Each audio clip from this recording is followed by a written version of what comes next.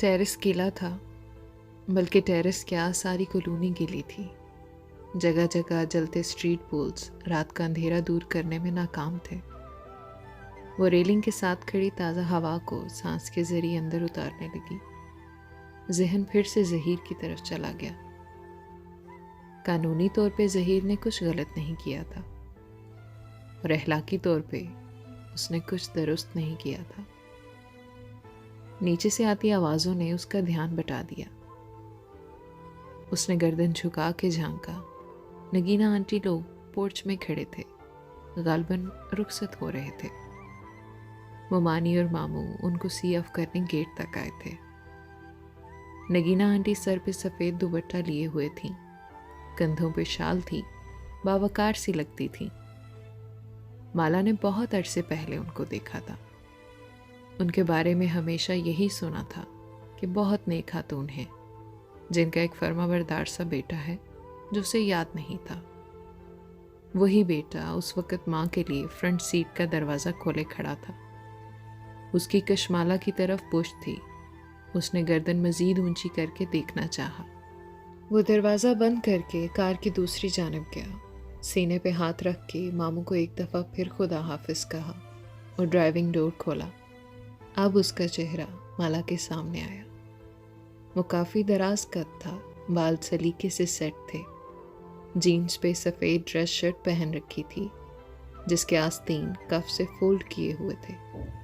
सांवली रंगत और पुरकशिश नकूश ऐसे कि निगाह ठहरती थी। वो थोड़ी देर के लिए अपने सारे मसले भूल के उसको देखे गई। टॉल, डार्क एंड हैंडसम, उसके जहन में यही अल्फाज आए। तो ये था ज़ियाद सुल्तान। इंटरेस्टिंग। दरवाज़ा खोलते हुए ज़ियाद की नज़र ऊपर उठी, जैसे उसे एहसास हो गया था कि कोई उसे देख रहा है। वो जो एक हाथ रेलिंग पे जमाए दूसरे से ब्राउनी खा रही थी, गड़बड़ा के जल्दी से पीछे हुई। दिल जोर से धड़का। उफ, कितना बुरा लगा होगा। मगर नहीं, टेरेस अंधेरे में डूबा हुआ था। ज़ियाद को नज़र नहीं आया होगा। हाँ ठीक है, उसने खुद को तसल्ली दी। गाड़ी के टायर बाहर निकलने की आवाज़ आई तो वो वापस सीधी हुई। फिर टेरेस की बत्ती जलाई और अंदर आ गई। आप आज जल्दी में चली गईं, इसलिए पूछ नहीं सका। अंदर आके मोबाइल उठाया तो कैफ का मैसेज सामने था। सुबह कितने बजे काम पे आऊं? ज़रा देर के लिए वो अपना गम भूली थी। एकदम से सब ताज़ा हो गया। उसने 9 बजे लिख के भेज दिया। उसे सुबह एक दफ़ा फिर ओशन जाना था। वो सोफे पे आलती पालती किए बैठी और लैपटॉप गोद में रख लिया। उसे वो कॉन्ट्रैक्ट पढ़ना था जो ज़हीर ने उसके साथ किया था। उसे याद था कि वो बिना 3 माह के नोटिस के उसे जॉब से नहीं निकाल सकता, और अगर वो निकालता था तो उसे कितना मुदावा भरना था। वो ज़हीर से लड़ाई नहीं करेगी, न वो उस पर चीखे चिल्लाएगी या उसको इल्ज़ाम देगी। ये उसकी फितरत में नहीं था, लेकिन वो उससे अपना हक ज़रूर लेगी। अगली सुबह गुज़िश्ता रोज़ जैसी ही रोशन और खूबसूरत उतरी थी, लेकिन कशमाला मुबीन के लिए सारा शहर पे रौनक और उदास हो गया था। वो कागज़ों का पलंदा लिए सुबह सुबह ज़हीर के ऑफिस में गई और दरवाज़ा बंद कर दिया। स्टाफ और वेटर्स आसपास सतूनों और दीवारों के पीछे खड़े होकर सुनने लगे। सारा माहौल सहमा हुआ और उदास था। कैफ उसके इंतज़ार में बार काउंटर के साथ ऊंचे स्टूल पर बैठा था। काउंटर टॉप पे रखे काफ़ी मग में चम्मच हिलाते हुए इतराफ़ का जायज़ा ले रहा था। जब सीढ़ियों पे आहट हुई, उसने नज़रें उठा के देखा। वो जीने उतर रही थी। उसने आज स्याह लंबी कमीज़ के साथ सफ़ेद दुपट्टा कंधे पे डाला हुआ था। बालों का जूड़ा बंधा था और एक लट दाएं गाल को छू रही थी। आज उसने टॉप्स नहीं पहने थे। पैरों में सफ़ेद हील्स थीं और पेशानी पे अभी तक बल थे। चेहरा तिमतिमाया हुआ था। हाथ में एक बॉक्स था जिसमें उसकी चीज़ें थीं। सबसे ऊपर कैक्टस का नन्हा सा गमला था। वो उठ खड़ा हुआ और उसके हाथ से बॉक्स ले लिया। थैंक्स। उसने एक सरसरी नज़र कैफ पे डाली। उसके नए जॉगर्स आज भी उजले सफ़ेद थे, अलबत्ता हुलिया वही था। बड़ी शेव, माथे पे आय नो उम्र, लड़कों जैसे बालदार बाल। टी शर्ट पे कॉलर वाली शर्ट जिसके बटन सामने से खुले थे, चेहरे पे मुस्कुराहट और हाथ पीछे को बंधे हुए थे। यस बॉस, मुझे मॉल तक जाना है, तुम ड्राइव करोगे। कार रिमोट उसकी तरफ बढ़ाया और खुद आगे बढ़ गई। कैफ बॉक्स उठाए उससे 2 कदम पीछे था। यकदम कश्माला को एहसास हुआ कि वह रुक गया है। उसने पलट के देखा। वो रेस्तोरां के हाल की मरकजी दीवार के सामने रुका हुआ था। गर्दन ऊंची उठाए वो दीवार को देख रहा था। वो दीवार बजाते खुद एक पेंटिंग थी। वहां एक मंजर बना था, साहिल की रेत। पीछे नजर आता नीला समंदर जिसकी सतह पे धूप चमक रही थी। एक झूला जो रेत पे सतूनों से नस्ब किया गया था। झूले पे एक किताब दरमियान से खोल के उल्टी रखी थी। मंजर इतना खूबसूरती से पेंट किया गया था कि हकीकत का गुमान होता था। दीवार के आगे फर्श पे असली रेत और सीपियां बिखरी थीं। वो सिर्फ पेंटिंग नहीं थी, 3D पेंटिंग थी। कैफ की नज़रें दीवार के निचले कोने तक गईं। वहाँ माला के नाम से दस्तखत थे। 7-5 बरस कबल की तारीख दर्ज थी। उसने गर्दन मोड़ के सताइशी नज़रों से माला को देखा जो उसकी मुंतजर खड़ी थी। ये आपने पेंट किया है? चले? वो बिना किसी तासुर के बोली और दरवाजे की तरफ इशारा किया। वो गहरी सांस लेकर उसके साथ हो लिया।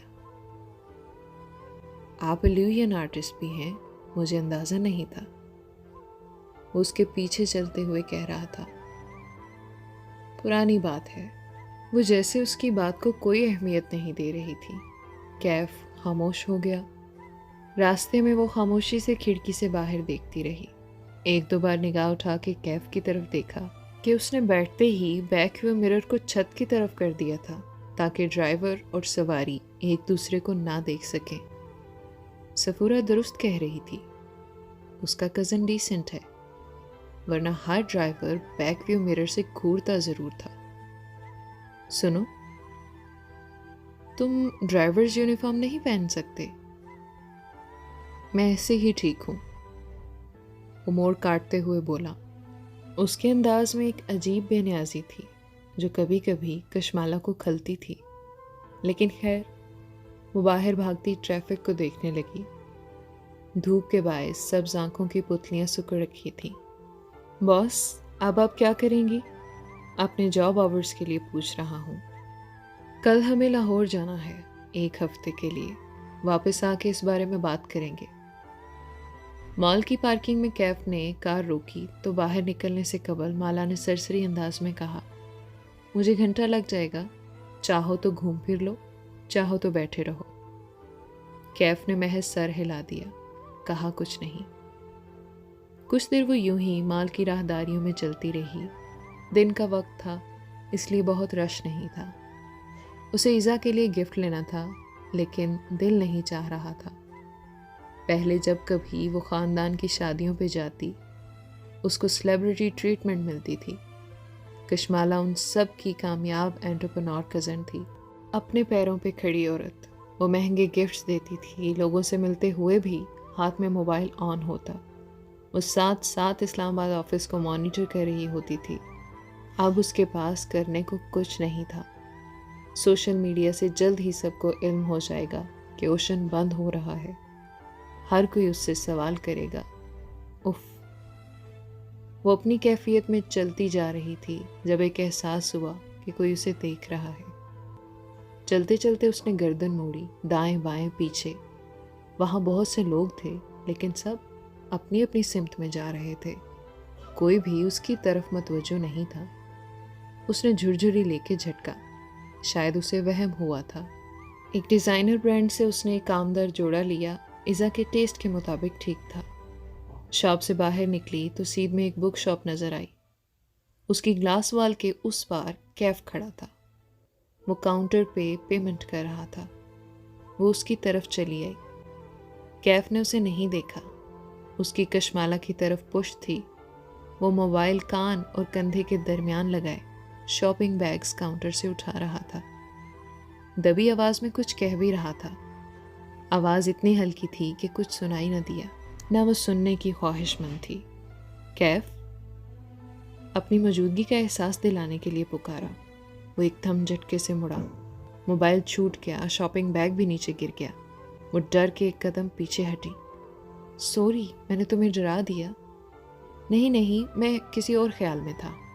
कैफ की रंगत तब्दील हुई, जैसे वो लम्हे भर के लिए परेशान हुआ हो, मगर फौरन से संभल गया।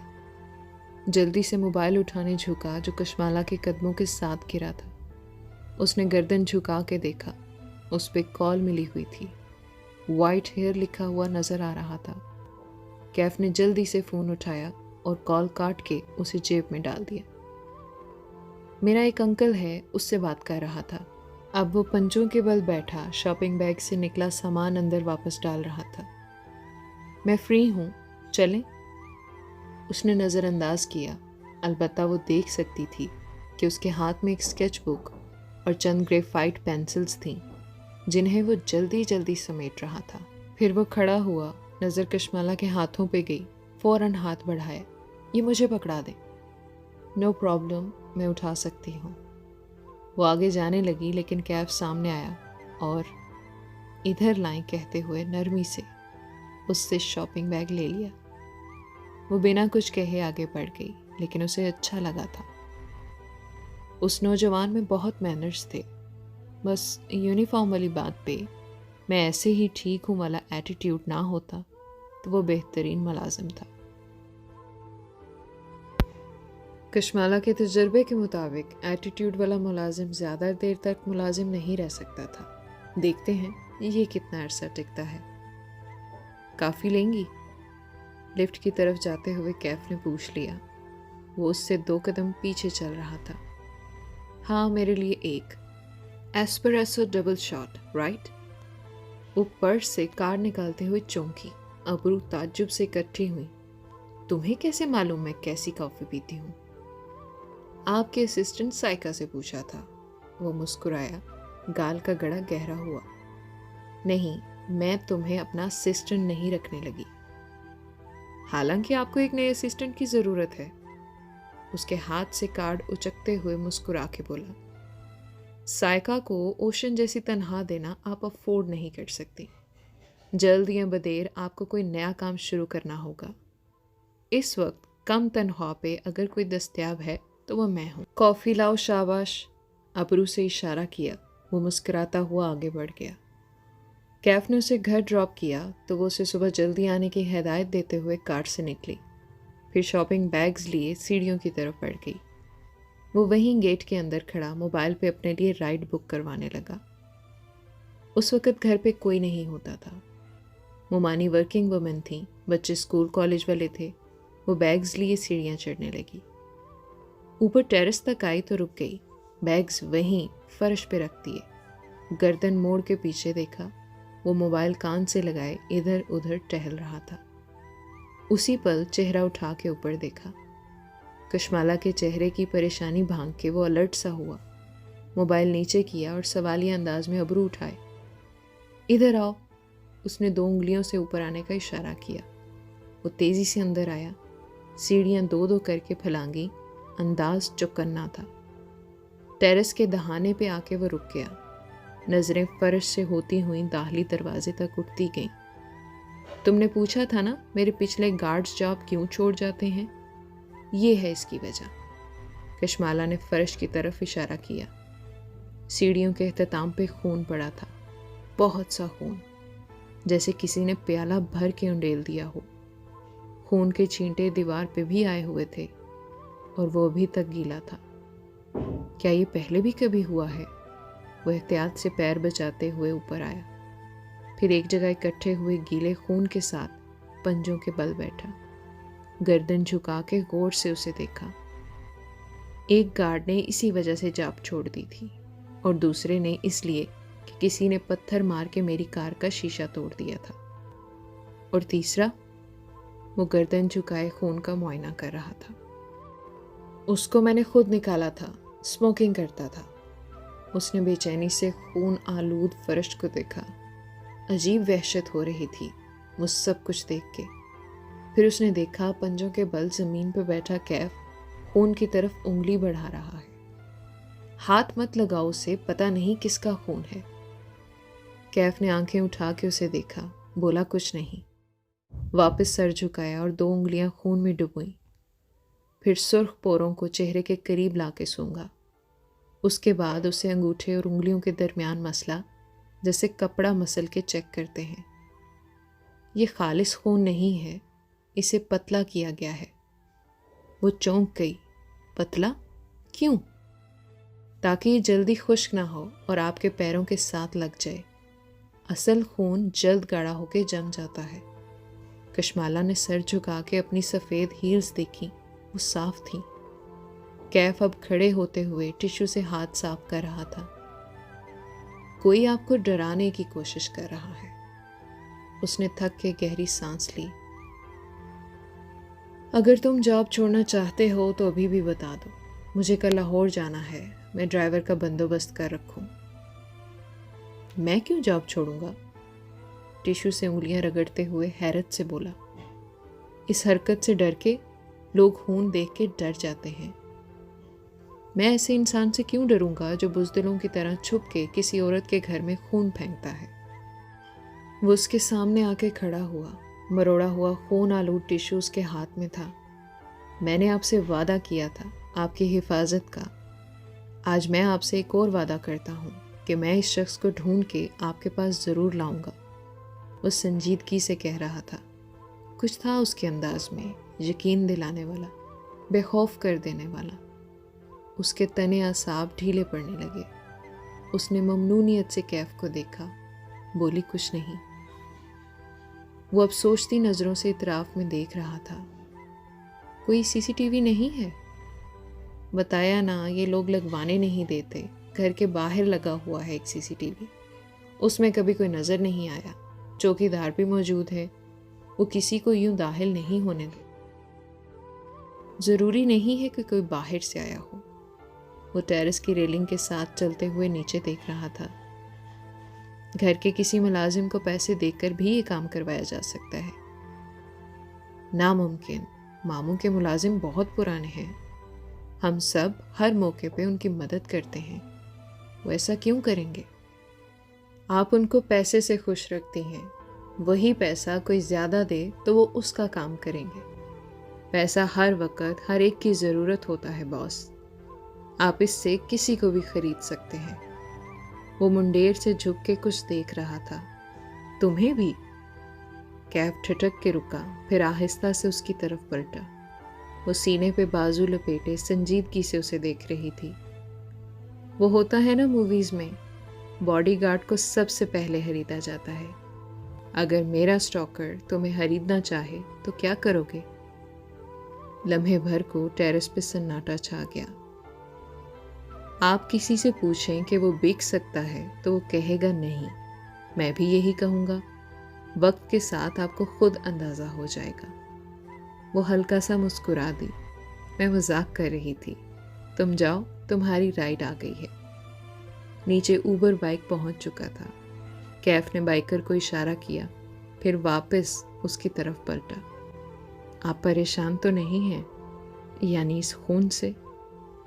नहीं। उसने नफ़ी में सर हिला के कंधे उचकाए। अब मुझे आदत हो गई है। और तुमने कहा ना, वो मुझे मारना नहीं चाहता। लेकिन जब वो चला गया तो माला को एहसास हुआ कि खून देख के उसे एक दफ़ा फिर से वहशत शुरू हो गई थी।